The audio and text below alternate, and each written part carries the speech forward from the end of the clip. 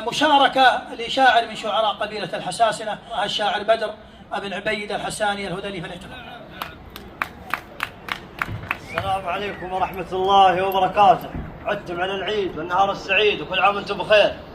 لا شاش راسي واحتملنا الهواجيس، أبسخر أفكار البيوت النقايا الليل هالمبدأ صدوق الأحاسيس، بمدح الطيب حميد السجايا مثل حكيم ذيل مدحو بلا قيس، حسن خلف محفوظ صافي النوايا، نعم الاسم يا شيخ كل المراويس لك بالفخر في كل موقف مزايا، يشهد لك التاريخ بإثبات تأسيس بالمجد فارس في جميع المطايا وانثارة الهيج، بصفق المقابيس يقوم الدنيا جيوش وسرايا، ينحر جمل للضيف ما يذبح التيس، والضيف يتعجب يقول ذا عشايا يا ضيف حنا للكرم نرخي الكيس ومعسب الضيفان جزل العطايا، هذا حسن مغني الفقار المفاليس يجزي لفعل خير رب البرايا، عزم في مجلس من كبار المجاليس زعيم قدوة في رجوله وراية، واخوانه اهل